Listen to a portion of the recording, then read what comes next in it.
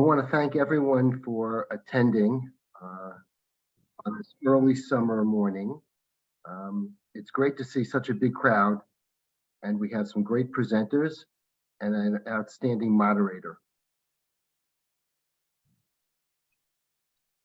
So I want to thank Adriana Zaluka for her collaboration, and this session will be on her recording. So I'm going to turn it over to Adriana and just have her give a little update on what's going with my FOTech. Hello, everybody. Thank you, Phil. Well, good morning and good afternoon. Yeah, just a very brief update. But before I go there, I just wanted to say again, thank you to you, Phil, and to Tanya. I don't think she's here today, or maybe she'll be joining. But Tanya and Neil, who connected us and put us together for this collaboration, because your support and time and your mentorship, Phil, is really hard to actually put into words what it means to me at this point in my career. But anyway, so in terms of updates, Tanya actually moderated the last session, and we have now this session on our website. So I'm going to send a link for everyone just to see what this looks like. I think a lot of people have participated, so you would have seen it, but if you haven't, this is where you can find it. And we will be adding today's session in the same way. We will be adding also some archive sessions to our website. And there is also a bunch of projects in the pipeline that we're working on, which we will be adding to the website. So there's going to be a lot of updates and different tools coming online. So if you'd like to stay in the loop, the best way is to register, because what we're creating is a network, and it's a private network, inclusive but private. So we want people to identify themselves so that we know who we all are, and we can share hopefully useful content and tools with the primary objective for family office professionals to make their life easier in terms of technology and operations decisions. And so, we want to connect and create synergies by connecting people and offering useful tools. This is a new venture, so any feedback, any suggestions, any criticism is always welcome. So if anyone would like to offer anything, I am very receptive. So please let me know. So that's it from me for now. So I'll turn back to Phil to start the session. Thank you very much, Adriana. So we're really lucky. Mr. John Castrucci is a friend. I would say old friend. That's not fair, An energetic friend. John now works in RSM's family office practice. He has 30 years of family office advisory experience, including 10 years of public accounting experience, covering family office tax and family office advisory services in the areas individual tax, family office structuring, practice reviews, risk, procedural reviews. John knows the family office world backwards, forwards, and upside down, and he's the person I call to when I have a question to get answered. So John, I'm going to turn over to you. Thank you so much for being the moderator. Well, thank you, Phil. I'd like to say we're young friends versus old friends. So let me introduce two of our panelists today. And we're excited to basically undergo a discussion about the challenges we're facing in the family office for gathering and organizing data, how we can save time, how we could be more efficient, and how we could move from being a transactional family office to an advisory family office. So with that, we have Paul Lasso, who is the co-founder and CEO of Giving Place. Giving Place is a software company that was created for unique needs of the family office, philanthropy, and major donor section.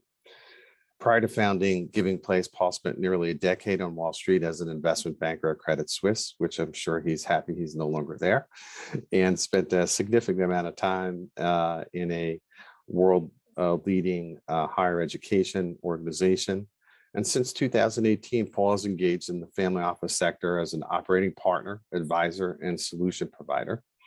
Paul currently resides in Colorado, a big fan of Nugget Nation, and congratulations to your Denver Nuggets for winning the NBA Finals. And our second panelist is Tomas Jurczyk, who is the co-creator of ORCA, that was designed to solve efficiency challenges that we're facing on a daily basis in the family office. ORCA was founded in Zurich, Switzerland in 2017.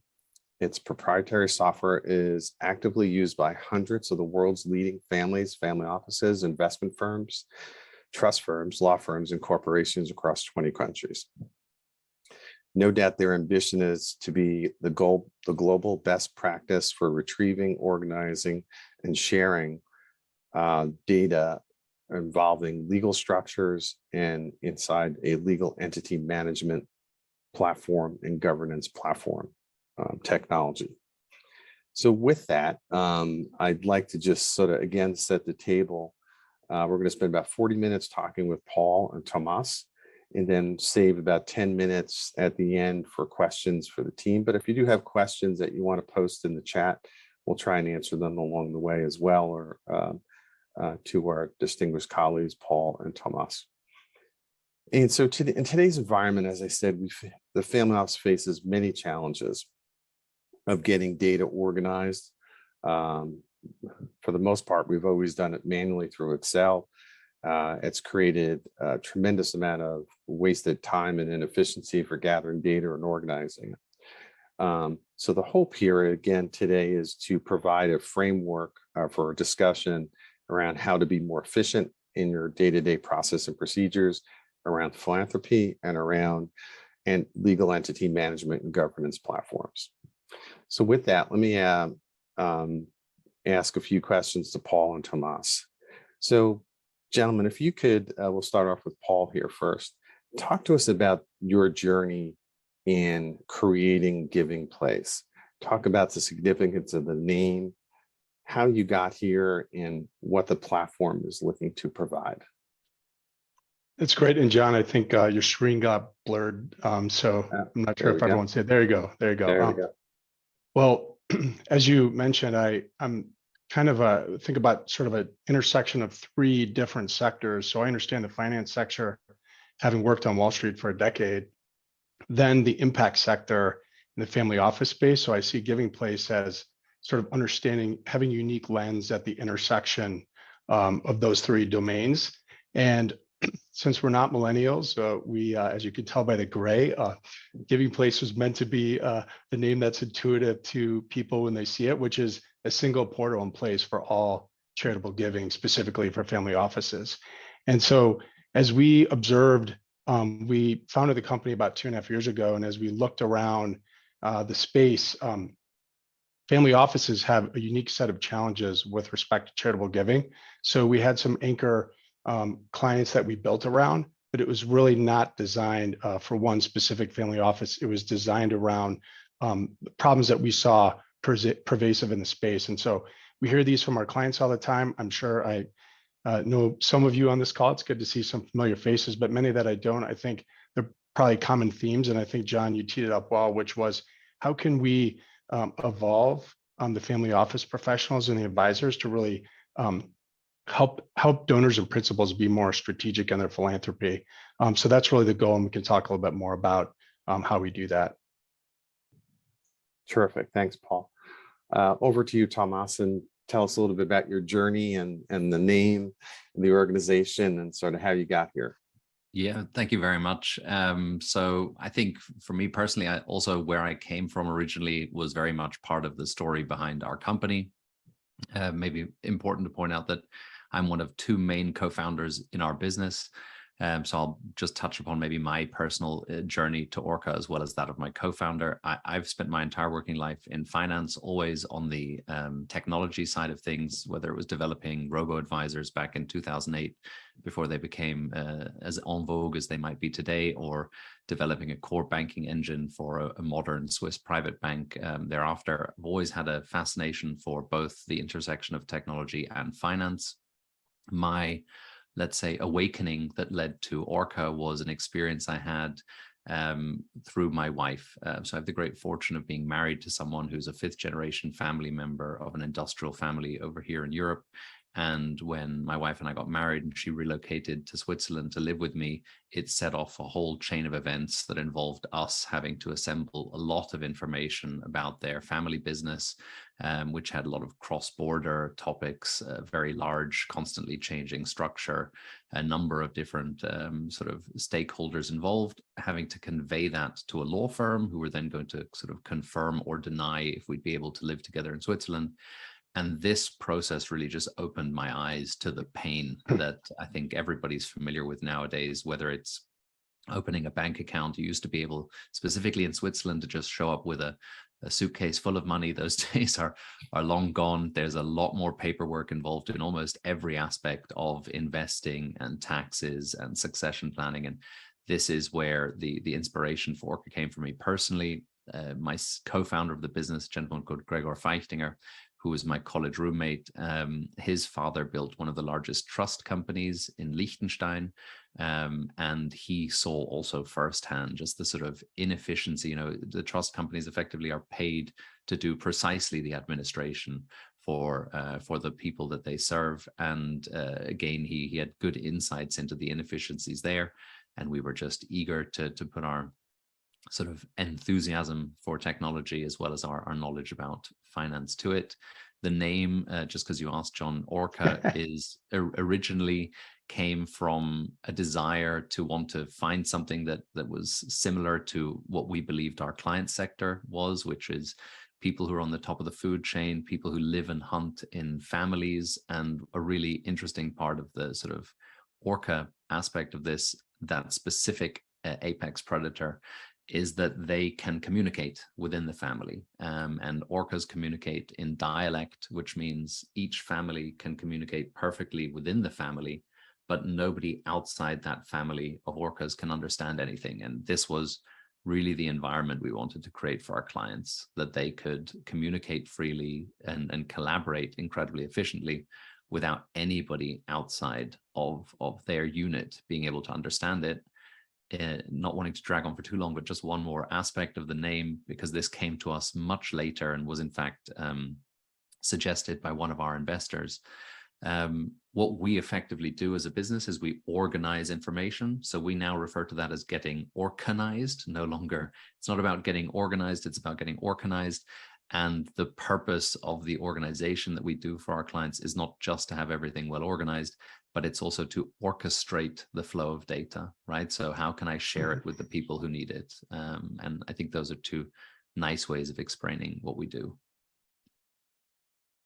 Excellent. Thank you, Thomas. I love the name and the visual of getting organized. Very interesting. As we talk about sort of core values and the propositions of the various organizations, Paul, I was struck by, the mission that you have on your website as being very clear, to find a way to administer charitable gifts that doesn't suck all the joy out of it. Tell us a little bit more about that mission and how you're solving for that. Yeah, well, it's something we hear a lot, and it's not actually just the principals, it's the advisors and family office professionals that are supporting those principles. And so we kind of think about it in three main concepts, and I would use the term multi to help everyone conceptualize what we're doing. So the first thing is when what we see in our client base is multi-vehicle giving. So that could include a private foundation, donor advised fund, community foundation, direct gifts, trusts, just to name the most common. So that right there creates complexity and administrative load for the family office professionals. And then the other thing that we see that's really important for the demographic of family offices is how to engage and make sure that the family office professionals and advisors have access to the same platform and a set of information. And I know that's very parallel to ORCA in that sense. What's the single version of truth? So allowing all of those advisors and professionals to bring their best insights. And then the multi-gen aspect. As families, multi-generational wealth tries to engage their family members and bring the family together with philanthropy, it's a great way to do that. But next gen want technology. So we really kind of saw that all those complexities not being solved and creating a lot of pain points within the family office community. Thank you, Paul. Tomas, your point about the best ideas come from those who are looking to solve their own challenges. Tell us more about what the challenge was that you were facing and your family, and how ORCA came to be, if you will. Yeah, thank you. I think the way that we kind of refer to it is it wasn't ever one massive individual challenge. It was, we kind of lovingly call it the death of 1,000 cuts, right? Just as Paul and I have gone back and forth about this, there are so many small things that both of us address that ultimately accumulate into a lot. And I think sort of 2 or 3 common examples for ORCA were, and maybe I won't use the example of my wife's family, but some other of our family office clients. We have a family office who have 2 professional archivists who were hired to file away all of the documents. The only problem being is that they couldn't agree on a shared logic for the folder system.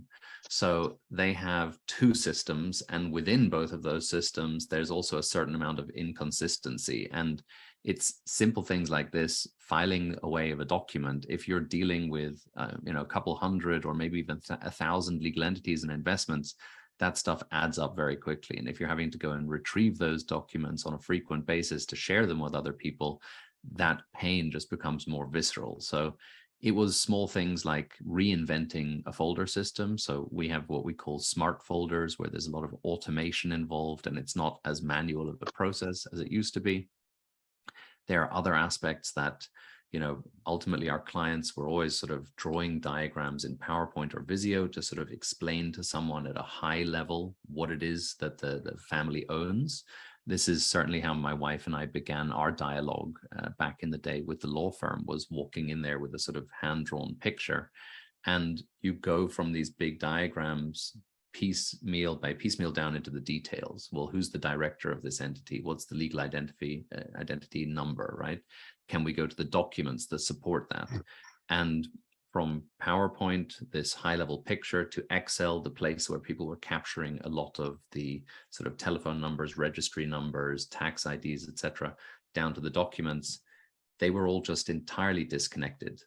With my wife and I, there was no way that our Excel sheet would benefit from the effort we had put into Dropbox, or that the PowerPoint was going to automatically trigger that we then need to find a document to support the relationship that we've just added. So I think it's as I've understood also Giving Place very much, it's the fact that you own the process from the start to the end.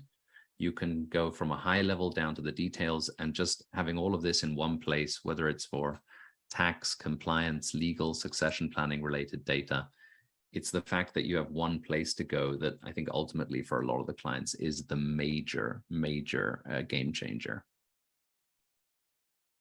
Excellent. Thanks, Tomas. Paul, over to you for a moment. Yeah. As both of your platforms gather data and information, you also provide some visual content. Maybe tell us a little bit about some of the visual features of Giving Place that are used by the advisors in terms of tracking philanthropic efforts in the family office. Yeah, and I would just add, I love Tomas's line about Excel does not check for consistency and completeness. So we're both Excel slayers. I know a lot of people here use it and we love it, but that does create limitations. And I think to your point, Excel's can create charts, but it becomes very hard to manipulate with the volume of data that Tomas and I deal with. So what we really created, there's kind of 2 levels. So families that have or multifamily offices that have multiple clients, when they enter our system, they already see insights across all of their client base, across all their giving vehicles. So that's a view that they don't have today that we solve for. So just that information alone creates a lot of insights. And with that, we've created a lot of customized reports for advisors and clients so they get insights from their giving. But one of the things that we hear a lot about is impact. What we, with charitable giving, we say, look, you can't even know your impact if you don't even know how much you've given and where you've given. And those seem like very pedestrian basic questions, but it is eluded our clients. And when we onboard their data and show them their giving, they're usually almost in all cases off an order of magnitude of 2x. So just that visual of what's your cumulative giving, what you've done this year, what's been funded and what's in progress, and then maybe ideas that family members might have or professionals supporting them. So those little insights unlock for our principals a lot of new information. Excellent. Thanks, Paul. And that's one of the things I love about both of your platforms is the visual, not only collect and organize information, data in a very logical, easy to access format, but the visuals to provide to both the clients and advisors are critical. Tomas, tell us a little bit about some of the visuals that you're showing on the legal entity management system, specifically around the flow chart that we've all, I think, become experts in Visio and Excel over the years, and how you've attained automation in that organization chart. Thank you, John. Yeah, I think for us on day one, we started, and I think when you build software, you build it in phases. I think it's very telling that the very first thing we did, before we ever had the ability to store a document in ORCA, was to draw a diagram. And that's really because we also have clients, to be fair, who use it exclusively as a diagramming tool. I think it's a crying shame they haven't embraced the other aspects of it, but the majority of our clients do use the full suite of what we provide. But coming back to the visuals, for us, one thing is what ORCA does, and another, I'll touch on that in a second, but I think just to hammer home why we put such emphasis on this is the whole concept of the fact that when you share data with a large number of people, which inevitably I think is a reality of every family office nowadays, and certainly for my wife's family, with just the example, my wife is one of 6 children, all of whom ultimately ended up moving abroad. So you have, and poor family office had to deal with 6 different destination countries they all went to. So you end up dealing with 6 times as many tax advisors, 6 times as many advisors in many different disciplines. And the fact that you're sharing data with a lot of people, crossing language barriers, potentially crossing knowledge barriers. You're sending sometimes data to a lawyer, sometimes data to a banker, sometimes data to an insurance provider, whoever it might be. We needed to find this universal language. And I think it's very true, that a picture speaks 1,000 words. And as such, that was a huge emphasis for us. So there is just this big emphasis on, as you've said, sort of organizational diagrams. And those are classically, this is the beneficial owner, this is the trust that they own, the trust then owns this piece of real estate, there is a mortgage on this piece of real estate, etc. So this is what ORCA started off with, simply showing ownership relationships. On top of those, we have the ability to add liabilities. We have the ability to add what we call roles. Roles are anybody who has any function throughout the structure.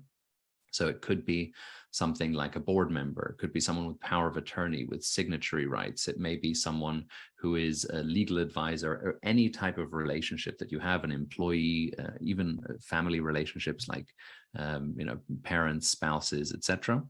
So it's capturing all of those data points and being able to show as much or as little of that at any point in time as you need. And I think that's also really important. Is I was emphasizing at the beginning, we use visuals because we want to be able to share them with people so they can understand it.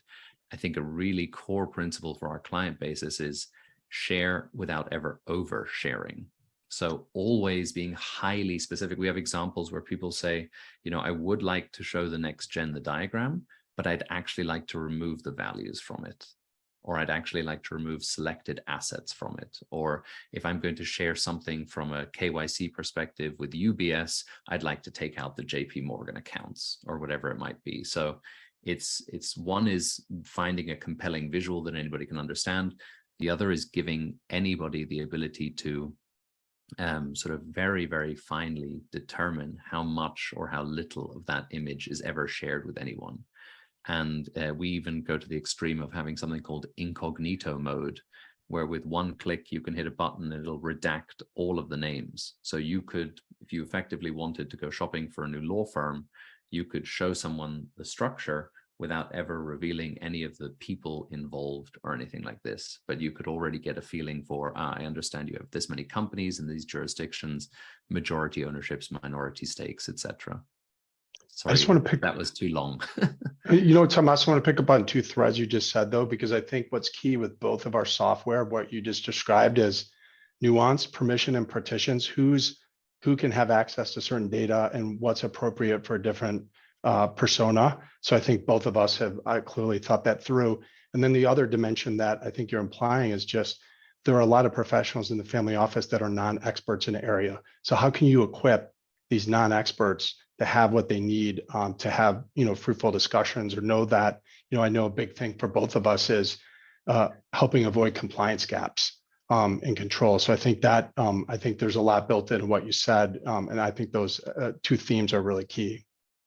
I would absolutely agree with that, specifically the latter. I think, you know, when I think personally about a lot of the systems in the family office space, you know, you can think about an accounting system.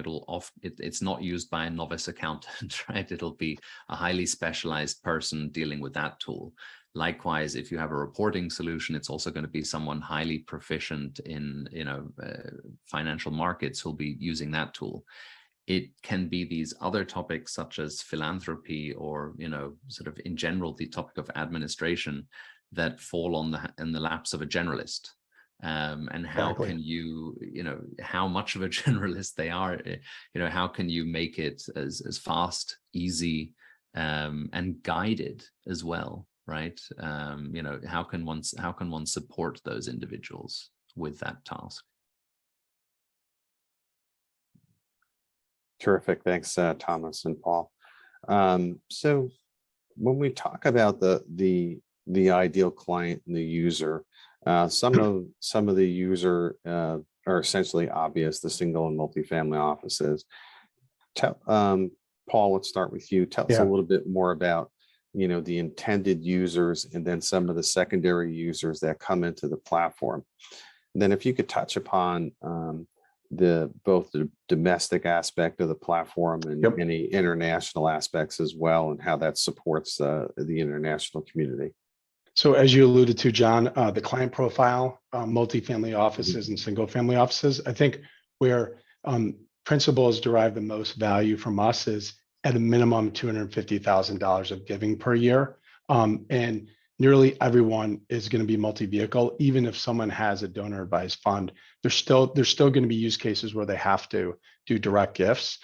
So that would be, you know, a typical client profile. But I think as MFOs have a lot of operational load, providing this if they have numerous clients that are giving away that volume. And so we create a lot of operational efficiencies. And I would say the users, the principals get a lot of benefit.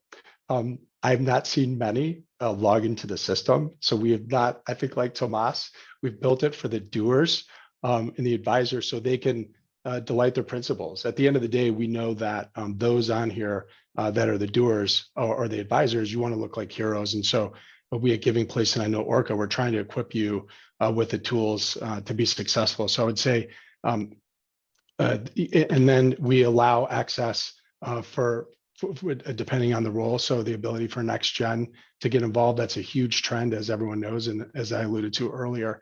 And then in terms of we're very US focused at this point. There's, as everyone knows, a lot of complexity in US tax laws around charitable giving. So that's where we're focused right now. We do have a UK family that's US. So we help facilitate that, but that's more of a, emergent than it is a specific strategy at this point. but we will eventually be international. But right now it's US focused. Paul, perhaps touch upon some of the compliance aspects Yeah. that the platform solves for and helps track and administer.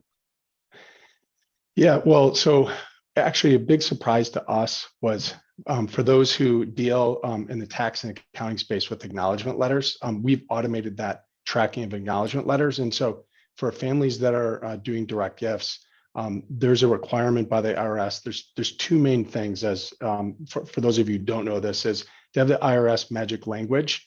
So we help check the, it's no offense to the charities, they're doing amazing work, but they're not compliance experts. So many do not give donors the right advice, and they actually do not always send the magic language for the donations. So that's kind of one piece that we track that, and also they need to be contemporaneously filed at the tax return. And a lot of people don't realize it seems like a form over substance issue, but there's been a disallowance around that, as our colleagues at RSM know full well. Also, if it's a private foundation, for those that are using Excel, they have to go research when making a gift on behalf of their principal, whether that, or they should be researching whether that nonprofit is valid with the IRS. So we automate that process. So it's everything up front. There are some nuanced cases around bifurcation, which I won't get into, but there's a number of use cases that we see with our demographic that we really help mitigate upfront and give good guidance, again, to the non-experts in the family office, and hopefully make their accounting partners and tax partners sleep well at night. Excellent, thank you. Over to Tomas for a moment. In terms of your profile client and the client users, if you could touch on both the domestic and international aspects of the platform. I found that intriguing as I did the demo or went through the demo on the various currency aspects you can track through the entity management. Yeah, thanks, John. So yes, we have clients in 20 countries at the moment and constantly growing. Our clients are incredibly broad in terms of the scope of the people we take care of. I think the one unifying factor is that they have a legal structure that needs administration. It ranges from individuals who do not have a family office, who are taking care of their own structures, often, late nights, etc., in the run up to tax season or something like this. So, as little time spent on it as possible and just needing to do so incredibly efficiently, to single family offices from any scale. So, as of a couple $1 million up to well into the billions of dollars, multi-family offices, trust firms, law firms, PE, VC, and last but not least, also corporates. And we have a number of family offices where we not only take care of the family side of things, but also the family business side of it. So it really is very broad in spectrum. The unifying thing, as I touched upon, is simply that they are forced with having to deal with these topics. And I think that is what unifies all of our clients, irrespective, ultimately trying to support them with what we would call the necessary evils. So it is the cost of doing business that you need to collect information and provide it to the tax authorities. It's the cost of wanting to open bank accounts that you need to go through the whole KYC process, etc. So it's fairly broad. I would say that irrespective of where our clients sit in the different countries, the requirements are, and irrespective of if it's a single, a multi, a corporate, whatever, the requirements are incredibly aligned. Specifically when you do talk about legal compliance, etc., there are nuances and there are, to some extent, more significant differences between different countries, but in general, the data is more or less fairly overlapping. And yeah, we have literally one man, one woman shows up to very, very large entities or operations where you'll have, tens, 20, 30, 40 different users on the platform at any given time. in terms of the currency aspect that you were talking about, John, I guess you're talking about the valuation part behind your ORCA, where we do have the ability to show numbers. So I said earlier, reporting system will be used by a reporting professional, as would an accounting system. ORCA's neither of those things. We're neither a general ledger, nor are we a reporting tool, but we do need a superficial amount of numbers in order to deal with things like tax or insurance or succession planning. And to that effect, we can pull values into the system from something like an accounting system or a reporting system. And we're currently in the final throes of building our integration with Adapar, and we're in wonderful discussions with Sage, as well as two sort of names that may be familiar to some of the people on the call today. The ambition always being that we can simply leverage the data that's in those systems ourselves, and then provide the additional things that ORCA does, like the documentation, the diagramming, the sharing of data, etc. So, yeah, I guess I hope that's answering your question. Yes, that's perfect. That's spot on. I love the ability that you could put values, roles, and tell us a little bit about the automation aspect of the flow charting, where if you're adding a document, talk about how that system updates it as well. Yeah, so this is one of the things I like to geek out about the most. It was the sort of document piece. Ultimately, I read a book which said that, we deal with documents nowadays as we did when they were in paper format. And that's, of course, we don't need to do that anymore. We can completely change the paradigm. And that's what we've tried to do with documents on our side. The very short explanation of how it works in ORCA is every single thing that takes place in our system is referred to as an event. An event could be someone getting married, someone investing in something, a drawdown, a new valuation.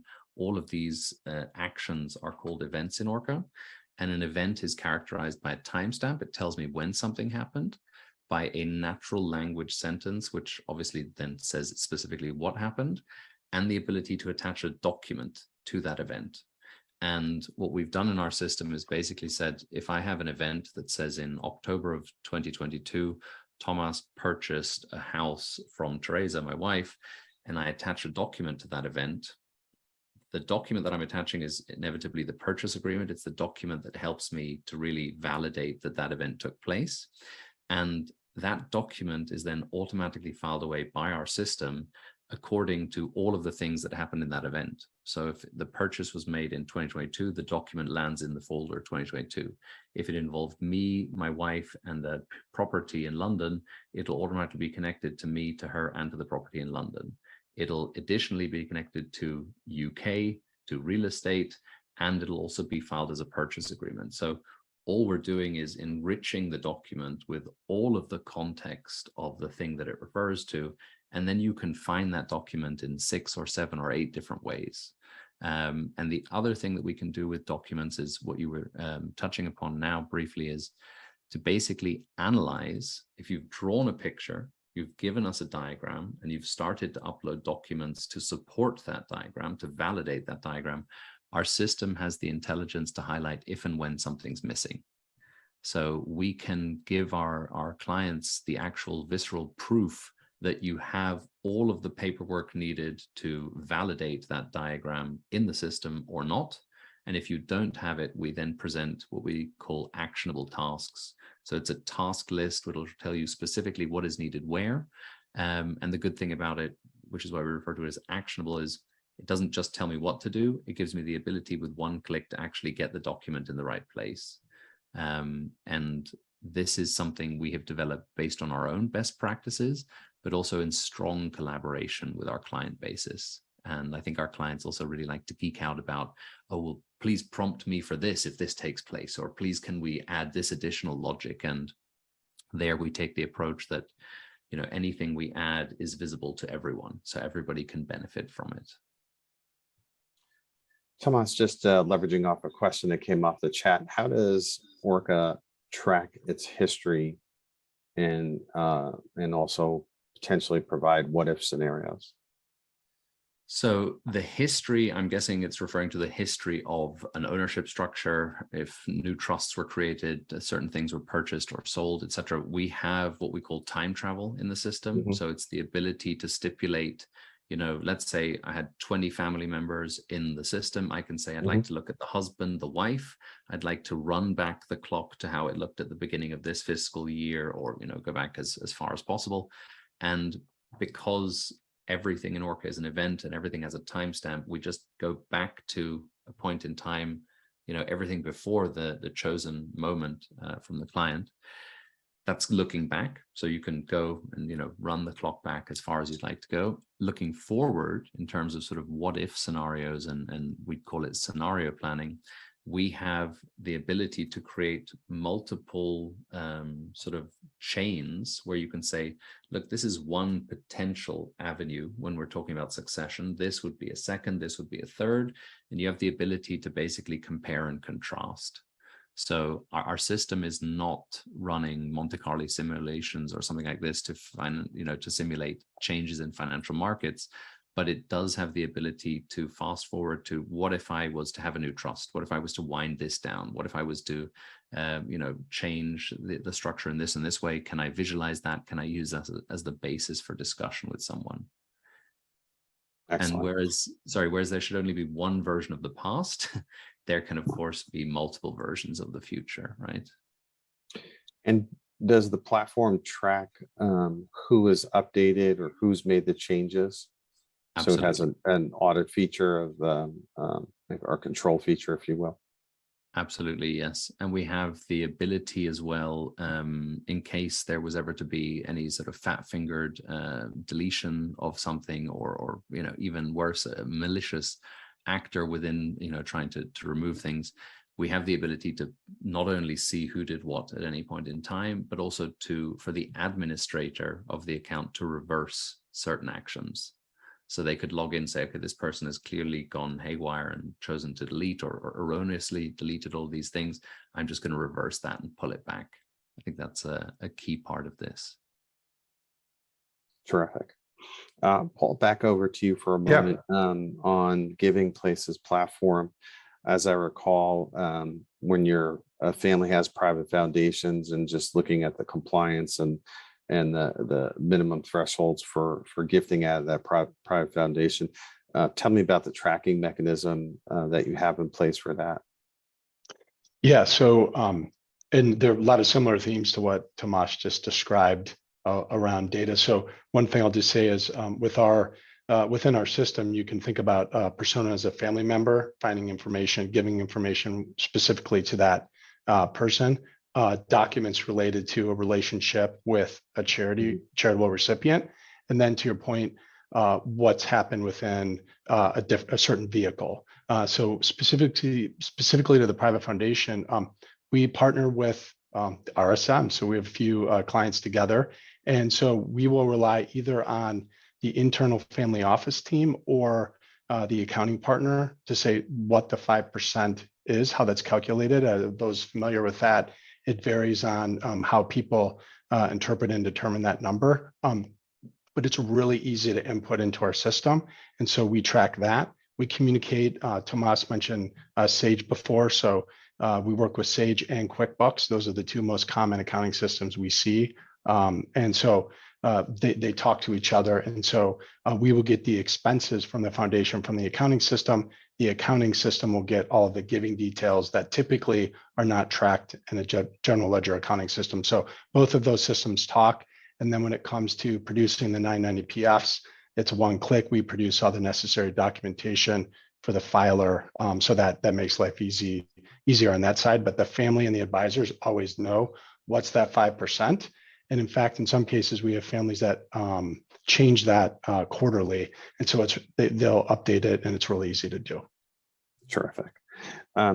You touched upon some of the integration aspects of Giving Place, and maybe just expand upon the, I believe it's GuideStar, and how that collaborates with the Giving Place's platform.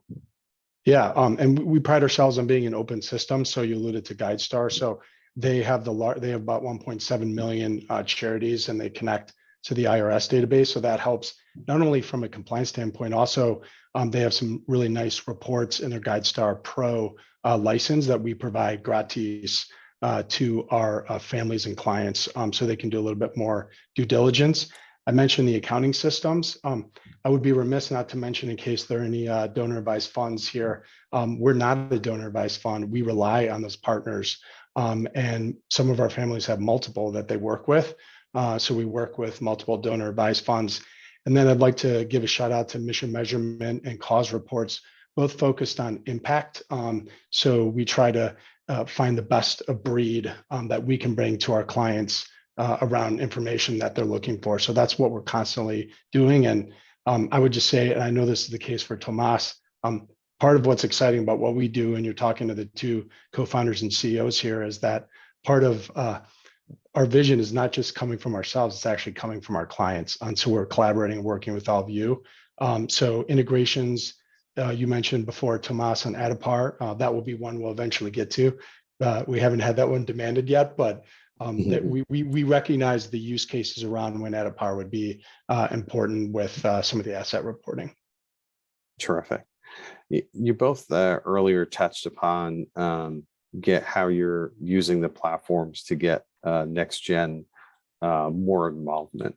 Can you tell us more about that, Paul, and then we'll go over to Tomas with that same question as well. Yeah, and this is a important point for the principals, because there are many that might be accustomed and satisfied with using Excel. That's not particularly exciting to get NextGen involved in a giving program. So again, we are agnostic as to the source of the funding, whether it be direct gifts, donor advised fund, or private foundation, but the ability to allocate and track to a NextGen participant and give them a safe sandbox where they can explore cause areas and find their footing with philanthropy. That's been an important part. And instead of sort of having this approach of top down, which is everyone's got to agree, and as everyone knows in the family office space, sometimes whatever the topic is, there are underlying dynamics within the family. So we, philanthropy can be, as I said earlier, can be a way to bring the family together if done right. And what we really try to do is use the data to make connections for the family, so they can actually find areas of agreement that they otherwise wouldn't have known of, not only within families, but across families and in households and multifamily offices. So it enables not just NextGen within a family, but across a multifamily office. Yeah, I love the aspect where you can allocate a budgeted giving amount to the NextGen or to a family member, and it helps track it. It helps engage in discussions across all family levels. So thanks for that insight. Tomas, talk a little bit about how your platform is helping get NextGen involved in decision making and the legal entity management side. Happily, I love the idea of just coming back to Giving Place, that you can involve the next gen by actually giving them a budget and enabling them. Yeah, exactly. Anybody who gets their hands dirty, that's the best way to learn, right? And what better way than giving money to worthy causes. So yeah, from our side, I think it's about, comes back to the sort of finding the language that the two can speak to one another. And we have examples where, you could have a principal who is a one-man, one-woman show, and for their entire lifetime has not necessarily needed to run anything by anyone. They just make decisions and fly by the seats of their pants, right? And as a result, they're not particularly practiced in communicating, sharing, and sort of this type of a dialogue. And we've had clients like this where they've said, they've also said for their own purposes, I don't need a system. And this has shocked me time and time again with how good their recollection is of almost everything they've ever done. Right. So if this is the most extreme example where someone says, look, for me personally, I don't need it. If it's going to be, then it's just going to be about facilitating the transfer to the next gen. So we've had people who are like that, who've said, that being said, I don't feel like entering the data myself. And then it's become a collaborative journey where ultimately you can have, one of the older generational family members just talking and naturally expressing to the next gen what it is that they've done over their, lifetime, essentially. And the fact that ORCA works with natural language makes it very easy for the next gen, whether they're, incredibly financially literate or still coming to grasp with everything, to simply enter it into the system and relay to their, parents, ultimately, this is what I've understood. And I think that's really key, is the fact that you could have someone talking for hours and hours and hours at a next gen member, and the next gen is smiling and nodding all the time, but is, unable to absorb, unable to recount what it is that they've done. And the ability to very quickly capture things, put it in a picture, play it back to someone, really helps to guarantee that everybody's on the same page. The other example is, people who are about to do the handover who have used the system themselves and then choose to just very selectively, in a specifically curated order, at a curated depth, to give access. And I think similar to how it might start with a small budget to give to start donating in one's own name. With us, it's like, okay, let's explore this branch. Let's just deep dive into one aspect of it and slowly, gradually unpack it. And in the worst case scenario, which I think sadly one hopes not, is not encountered when the principal is no longer there. ORCA is often seen by some of our clients who do not have family offices as their insurance policy. It is my only way of making sure, if I'm not here and everybody else has to understand what we do have, that they have access to it.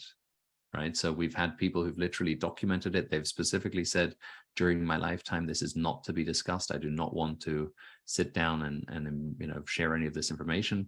The details to access the platform will be stored in my will, half of it in the will, half of it with the executor of the will. You get those two parts of the code, you put it together, and you have access to the keys to the castle, so to say. So I think there's, as in the family office world, there are so many different approaches, but those are just maybe some of them that we've encountered.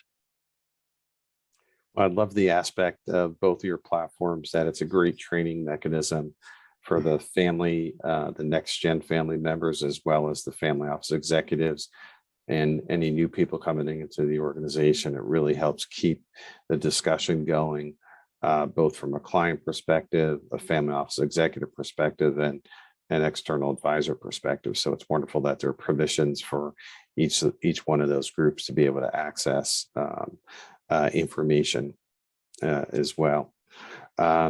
So as we talk about, touching upon some of the unique features of the platforms, let's spend a few minutes, if we could, just about the security of the data. And let me turn that over to Paul first and talk about what protections are in place in terms of Giving Place's platform in terms of data security, and then we'll go over to Thomas. All the usual concepts everyone knows, but it's two-factor authentication to get into the system. We've wrapped our software around a payment platform that's SOX 2 compliant, so they actually help us affect and send checks. And then AWS, Heroku, all world-class data storage systems. So for us, we understand, 90% of security is anonymity, and we both have clients that, and we see it all over the family office space. Cybersecurity is a big topic. We take it very seriously. We just did a training on it today. It's an incredibly important area. Thank you, Thomas. Talk about security for a moment. Sure, absolutely. Paramount for us as well. The way that I like to summarize it is, so ORCA has what's called a zero trust cloud. It's not a term that's used particularly often because not a lot of providers go to this extent. So I'll just explain it very, very briefly. Encryption nowadays, or not nowadays, but in general, encryption is what determines if something is secure or not that is encrypted is who has the key. So if it's locked, but everybody has the key, then it's obviously less secure. The fewer people have a key, the more secure the system is. In a traditional setup, the client will always have a key. They'll always be able to read their data, and more often than not, the service provider, so in this instance, ORCA, would also have a key so that we could also read the data.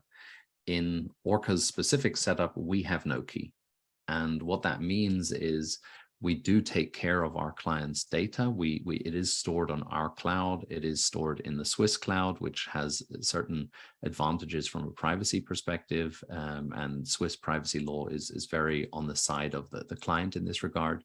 But even though we're taking care of the data, we can't read it. It's absolute gibberish on our end. Only when the client receives the data, when they've logged into the platform, and it's combined with the key that, again, only they have, is it then made legible. And this has been a very complicated setup to implement. It is incredibly time consuming, makes developing software significantly more cumbersome, but it was something we have never wanted to sacrifice once from day one. I think it was really paramount. Ultimately, when people use ORCA to the full extent, it contains things like passport copies, wills, subscription agreements, an incredible amount of highly sensitive data that deserves nothing less than the maximum protection it can get. Thank you, Paul and Tomas, for that insights on data security. As we're coming to the top of the hour, let me just pause for a moment and see if we have any questions from our audience. And feel free to just come off mute and ask those questions or put it in the chat. I see one question in the chat, but I'll just pause for a moment and see if anyone has any questions for our panelists here.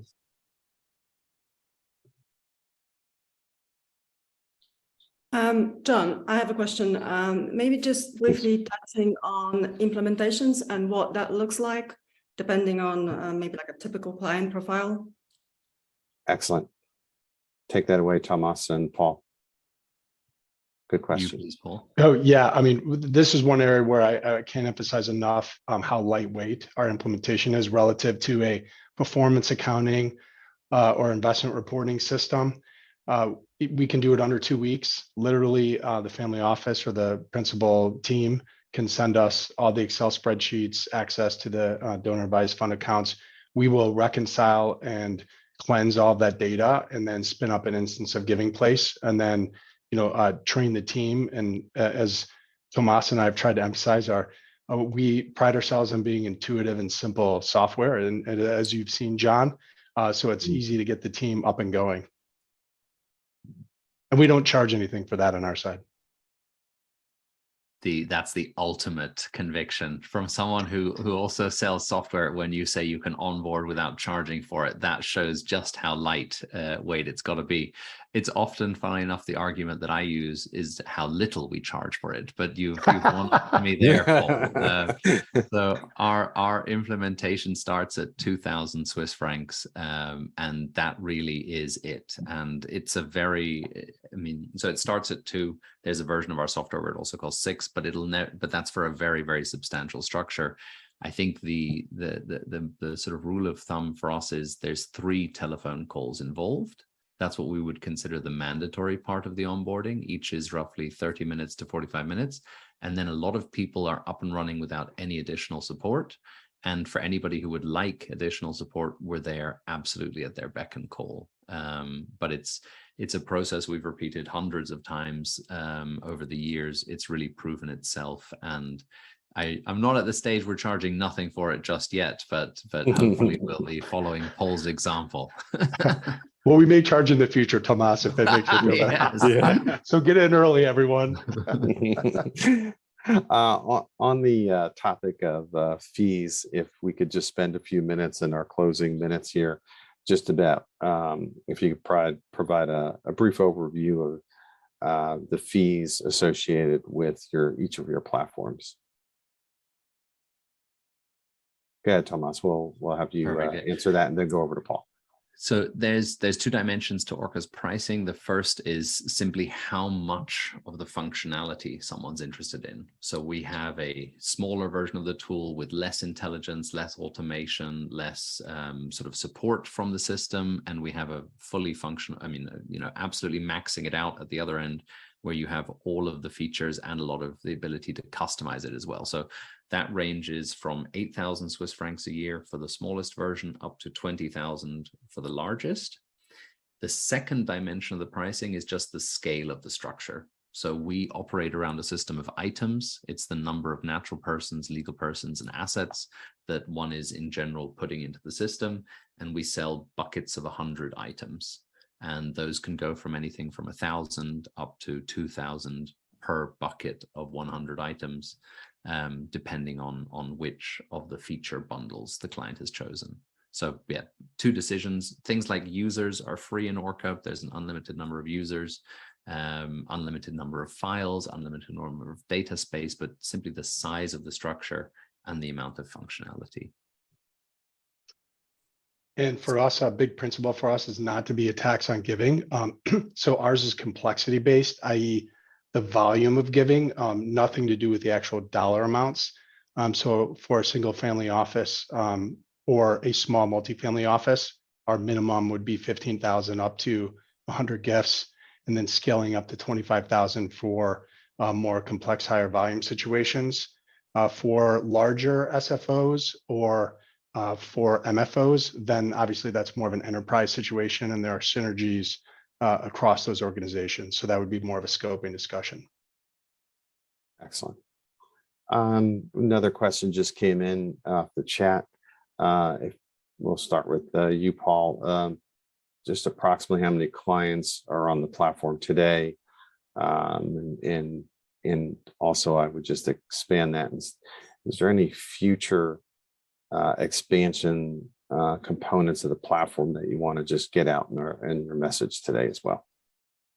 Yeah, so we started taking clients last year. So we think of them as households. So we're over 20 households today with about $500 million of, let's call it, private foundation and donor advised fund corpus. And just in the last 2 months, we did about 10 million of giving through our platform.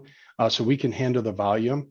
And I think what excites us, John, what I would say is there's other ways to have impact other than just cutting checks. And a lot of donors don't realize that. It could be recoverable grants through donor advised funds or some of the structures built into private foundations. Let's call it impact investing, which I would distinguish from ESG. And that's a really exciting area that, again, really resonates with next gen. What we want to do is make all of that really easy for our families to do and help them understand that there's a lot more out there that they could do with their charitable vehicles that they're not aware of today. On our side, we would refer to it as contracts instead of households. So we have in the vicinity of 120 contracts, behind each of which could be an individual, could be a significant multifamily office with hundreds of clients, or a corporation. So the actual number of families is vastly higher than that. And in terms of, I think the sort of focus area of our business going forward, maybe technologically speaking, is probably unsurprisingly, as everybody knows what's happening in the markets these days, artificial intelligence is very, very well suited for what we're doing in terms of the document space. Our ultimate goal is that a client could just dump, or sorry, let's maybe not use that word, let's choose an alternative.